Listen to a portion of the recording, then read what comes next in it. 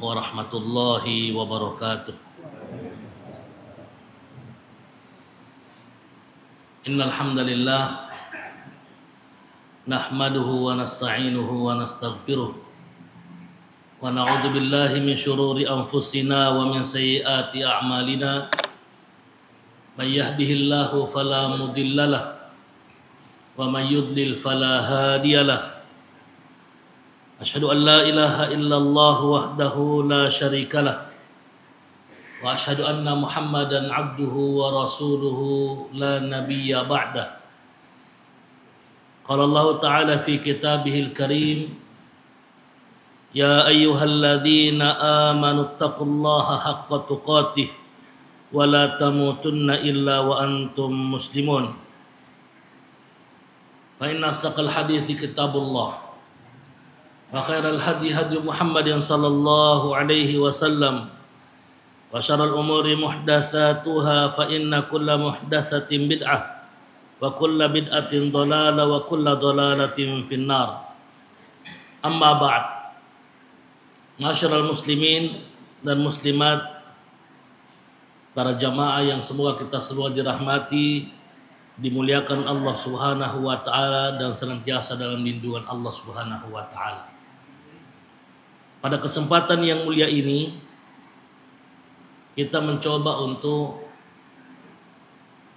merenungkan beberapa pelajaran, beberapa hikmah yang terdapat di dalam surah Yusuf. Kenapa surah ini menarik untuk kita renungkan bersama? Karena Allah Subhanahu wa taala di awal surah menyampaikan kepada kita bahwa nahnu naqussu 'alaika ahsanal qasas. Kami, kata Allah Subhanahu wa taala, mengkisahkan kepadamu wahai Muhammad sebaik-baik kisah. Itu kisah yang paling indah, kisah yang paling bagus.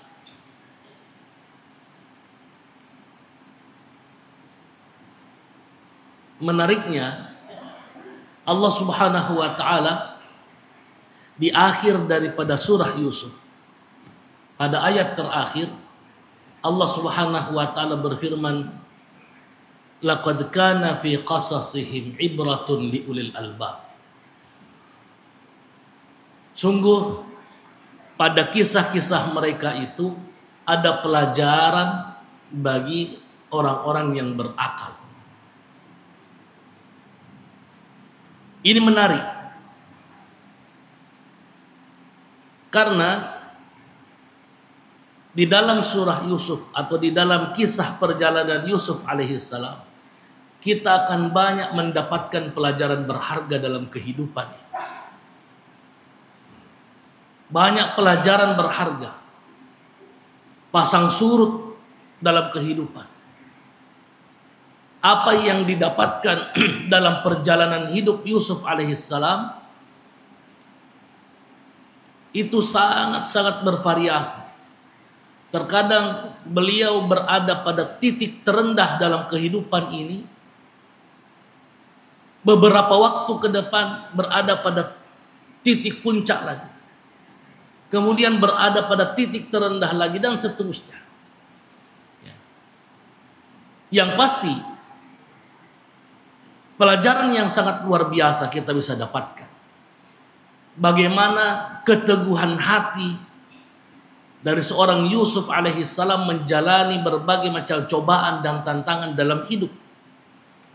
Kita lihat juga bagaimana kesabaran, bagaimana keteguhan daripada keluarganya, bapaknya, dan orang-orang yang bersama dengan beliau. Jamaah yang dimuliakan Allah Subhanahu wa taala, kita tahu dan sudah menjadi maklum bahwa kisah dan perjalanan Yusuf alaihissalam pada masa kecilnya diawali dari kecemburuan saudara-saudara Yusuf alaihissalam, sehingga menjadikan mereka itu gelap mata, ingin menghilangkan Yusuf dari kehidupannya.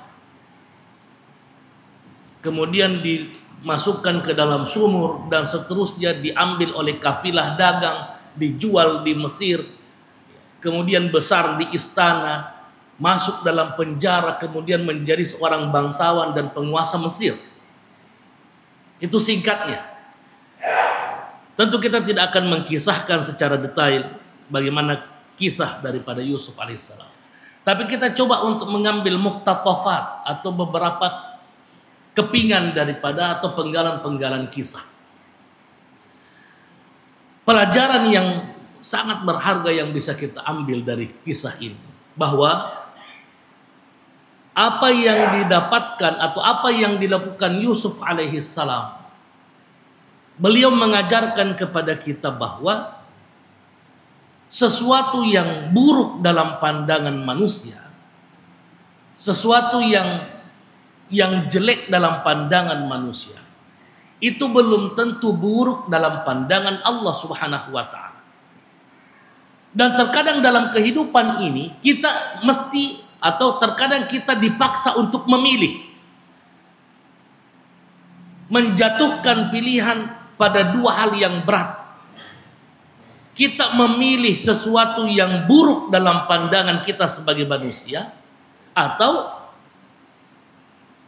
kita itu mau tidak mau harus melanggar ketentuan Allah. Kita memilih yang buruk dalam pandangan kita sebagai manusia, atau kita memilih sesuatu yang melanggar aturan dan ketentuan Allah. Terkadang dalam kehidupan ini kita dihadapkan dengan problem seperti ini. Dan banyak orang yang kemudian lebih menutup mata dan mengatakan, lebih daripada saya susah hidupku, lebih saya langgar saja sedikit aturan Allah Subhanahu wa taala.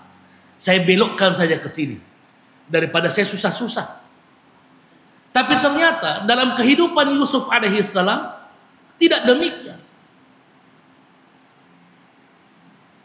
Yusuf jauh lebih kemudian memilih, daripada saya melanggar aturan Allah Subhanahu wa taala, lebih saya menjatuhkan pilihan pada sesuatu yang dalam pandangan manusia itu buruk, negatif, daripada saya harus melanggar ketentuan Allah. Ini dibuktikan oleh Yusuf alaihissalam ketika mendapatkan godaan dari Imra'atul Aziz, ketika mendapatkan godaan dari perempuan penguasa Mesir, diajak untuk berbuat hal yang tidak senonoh, dan ketika itu menjadi cerita yang buruk, bahwasanya Imra'atul Aziz ini menggoda laki-laki di istana. Akhirnya dia tidak mau kehabisan cara, dia mengumpulkan wanita-wanita itu dan memperlihatkan Yusuf di hadapan mereka. Dan kemudian wanita-wanita ini pun terfitnah dengan kegagahan dan kegantengan Yusuf alaihissalam. Dia mengatakan, ini bukan manusia, ini malaikat kayaknya. Akhirnya apa yang diucapkan Yusuf? Dia berdoa kepada Allah Subhanahu wa taala. Qala rabbi sijnu ahabbu ilayya mimma yad'unani ilaih. Ya Allah, kayaknya masuk penjara jauh lebih bagus daripada saya mesti terpancing dengan godaan-godaan daripada wanita-wanita ini. As-sijnu ahabbu ilayya mimma yad'unani ilaih. Wa illa tasrif anni kaidahun. Ya Allah, kalau kau tidak palingkan saya daripada godaan-godaan mereka, asbu ilaihim, mungkin saya juga akan terpancing, saya juga manusia biasa. Maka beliau memohon kepada Allah Subhanahu wa taala, lebih kayaknya masuk penjara lebih bagus. Ini terkadang kita harus menentukan pilihan. Tapi sekali lagi bahwa apa yang buruk dalam pandangan manusia itu belum tentu sepenuhnya buruk. Bahkan terkadang itu menjadi solusi dalam kehidupan. Maka Allah Subhanahu wa taala mengijabah apa yang menjadi harapan daripada Yusuf alaihissalam. Allah mengatakan, fastajaba lahu rabbuh fasarafa anhu kaidahun. Maka Allah pun mengijabahi apa yang menjadi keinginan Yusuf alaihissalam, fasarafa anhu kaidahun. dan Allah pun memalingkan Yusuf alaihissalam daripada godaan-godaan wanita-wanita jahat. Ini yang pertama. Yang kedua, pelajaran yang berharga yang bisa kita petik daripada kisah Yusuf alaihissalam mengajarkan kita tentang bahaya hasad. Bahaya hasad, kecemburuan,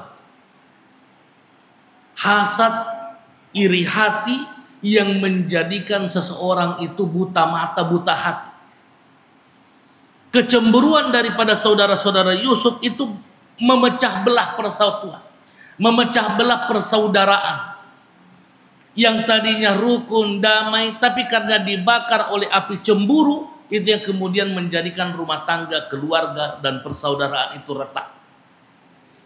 Dan tidak ada baiknya.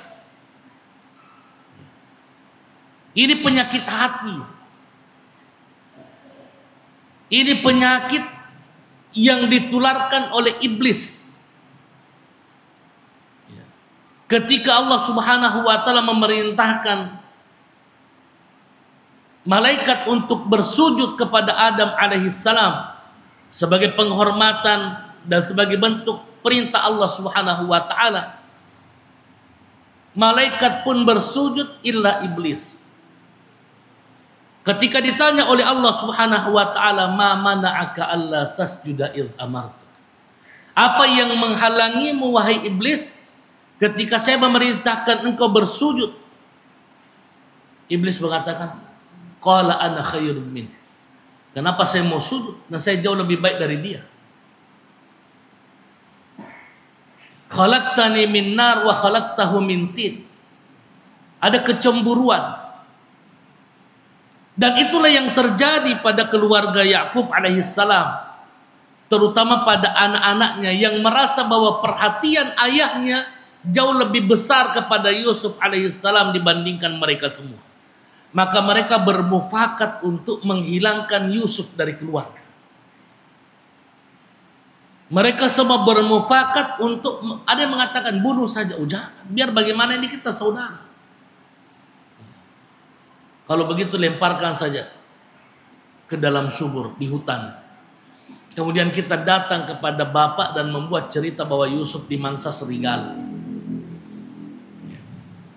3 hari Yusuf di dalam sumur, kemudian ditemukan oleh kafilah dagang yang kemudian membawanya ke Mesir dan dijual di Mesir.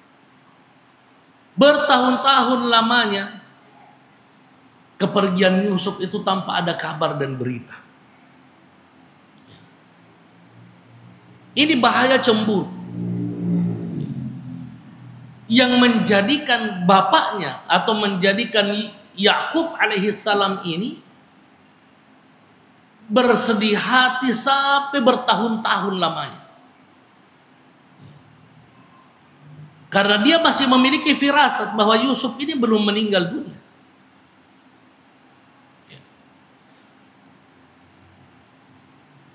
Apa yang menjadikan Yakub alaihissalam itu begitu sayang kepada Yusuf? Karena dalam firasatnya sebagai seorang nabi, Yakub ini sudah merasa bahwa Yusuf ini adalah kelak akan menjadi seorang nabi dan utusan Allah. Ketika dia bermimpi dan menceritakan mimpinya kepada bapaknya, "Ya abati, inni ra'aitu ahada asyara kaukaba wasyamsa wal qamara ra'aituhum li sajidin." Wahai ayah, saya melihat ada 11 bintang. Ahada asyara kaukaba wasyamsa wal qamar, matahari dan bulan, ra'aituhum li sajidin, saya melihat mereka semua itu bersujud kepada. Yakub kemudian mengatakan, "Ya bunayya la taqsus ru'yaka ala ikhwatik." Jangan kau ceritakan mimpimu ini kepada saudara-saudaramu.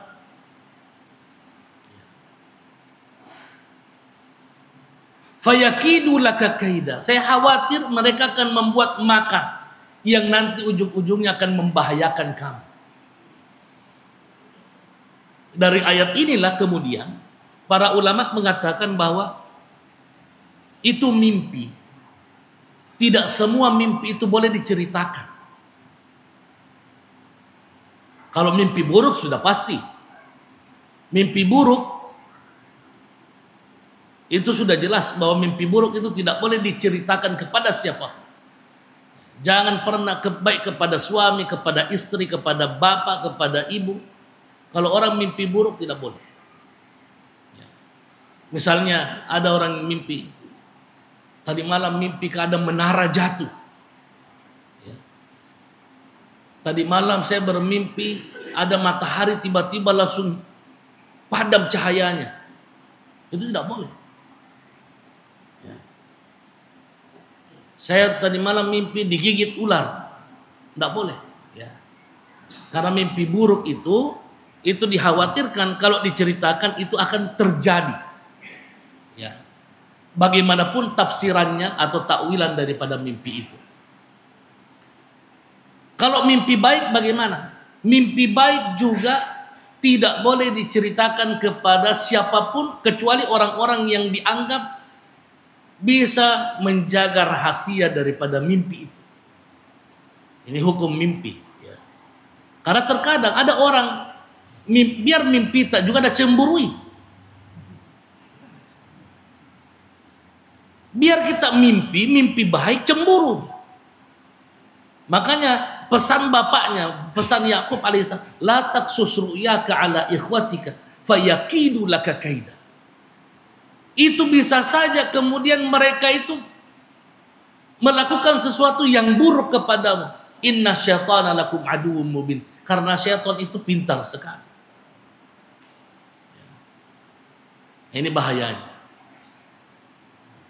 Nah, ternyata akhir daripada mimpi itu ketika Allah Subhanahu wa taala mengumpulkan mereka semua, baru kemudian Yusuf alaihissalam mengatakan, "Wahai Bapak, hadza ta'wilu ru'yaya min."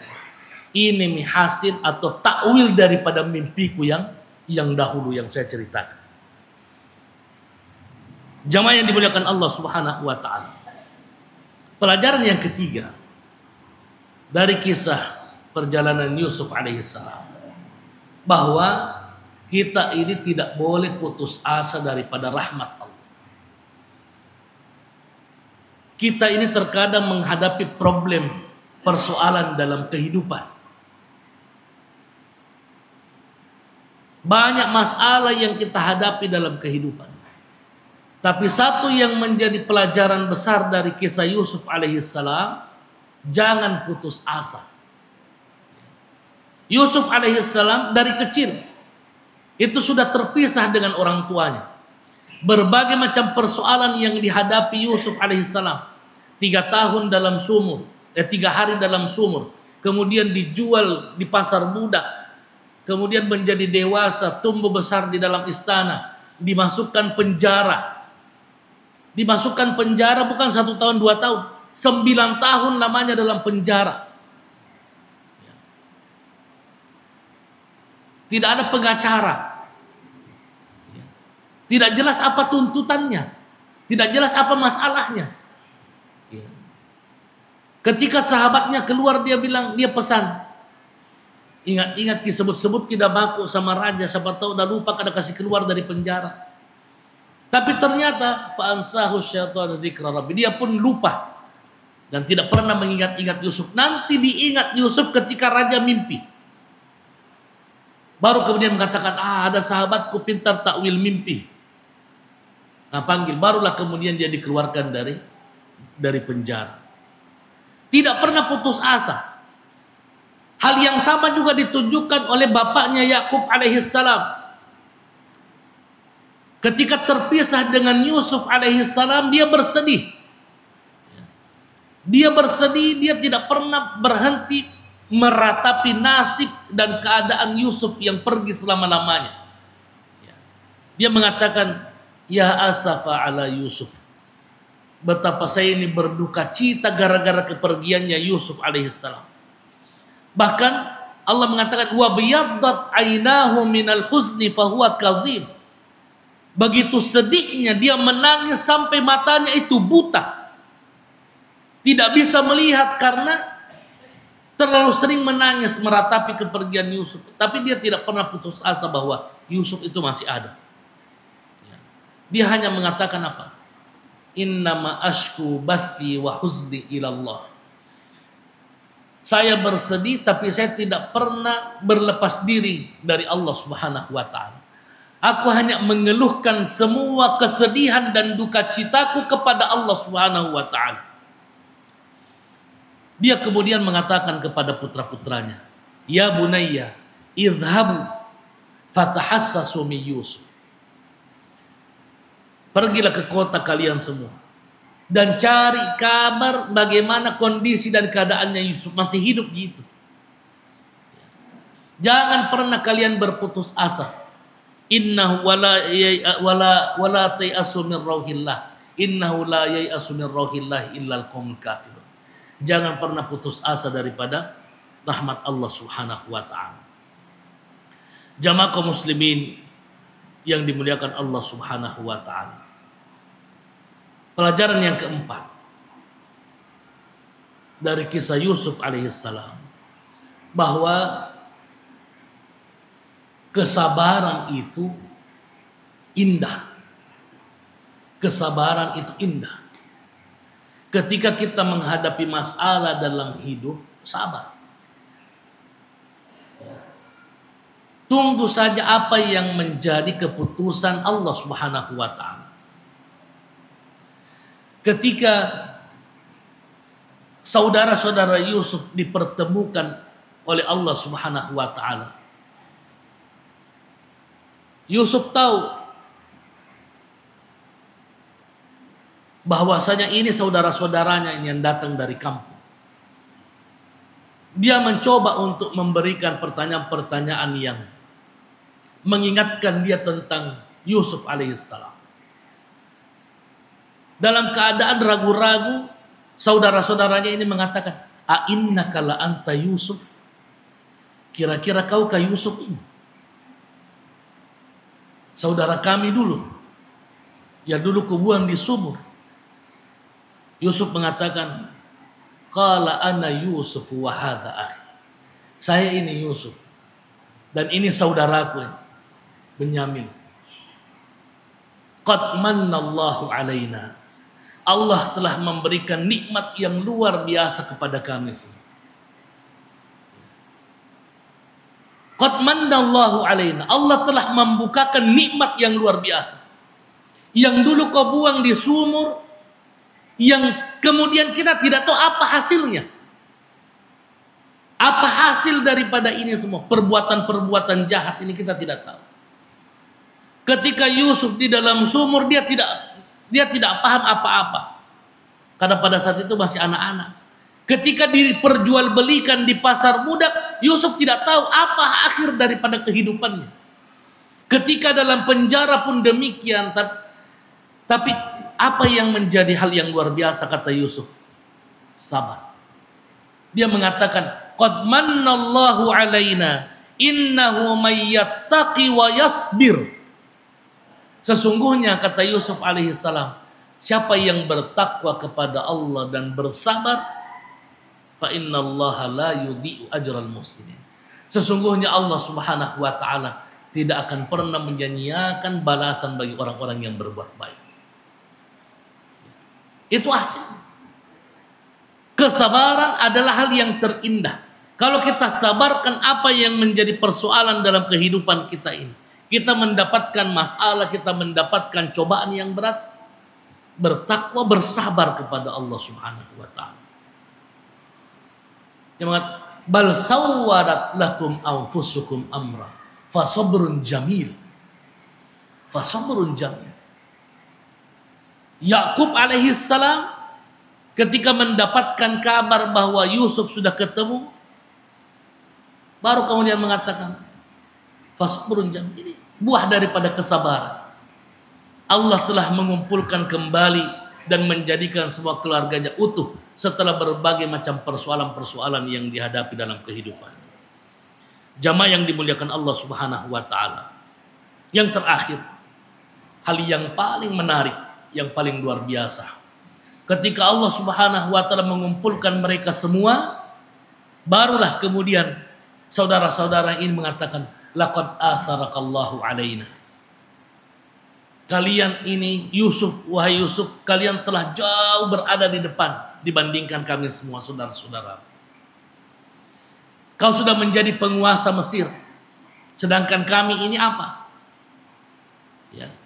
Boleh saja, bisa jadi kemudian Yusuf dengan kekuasaannya membalasi perbuatan-perbuatan saudara-saudaranya yang tidak terpuji.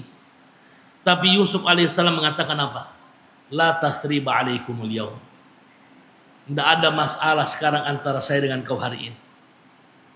La tathriba alaikumul yaum yaghfirullahu lakum. Mudah-mudahan Allah mengampunkan semua dosa-dosa kesalahan. Wa huwa arhamur rahimin. Sesungguhnya Allah Subhanahu wa taala itu Maha Penyayang dari semua yang penyayang. La tathriba alaikumul yaum. Ini kata-kata yang luar biasa. Setelah kezaliman, setelah berbagai macam upaya yang dilakukan oleh saudara-saudaranya ini, ternyata Yusuf alaihissalam menunjukkan satu karakter dan sifat yang luar biasa. La tathriba alaikumul yaum. Ini semua bukan karena kalian, tapi apa? Mim ba'di an nazaga syaitanu baini wa baina ikhwati. Ini syaitan ini yang memprovokasi antara kalian dengan saya, yang menyebabkan kalian itu salah langkah, itu karena kalian terbujuk atau terpengaruh oleh godaan-godaan syaitan. La tasriba alaikumul yaum. Tidak ada masalah sekarang hari ini antara saya dengan kalian semua. Sifat dan karakter yang sangat luar biasa yang ditunjukkan Yusuf alaihissalam. Setelah berbagai macam persoalan yang dihadapinya, beliau sanggup memberikan kemaafan kepada saudara-saudaranya. Jamaah yang dimuliakan Allah Subhanahu wa taala. Ini beberapa poin yang menarik untuk kita renungkan berkaitan dengan surah Yusuf. Mudah-mudahan apa yang kita renungkan ini diberkahi Allah Subhanahu wa taala. Hadanallahu wa iyyakum ajmain. Wassalamualaikum warahmatullahi wabarakatuh.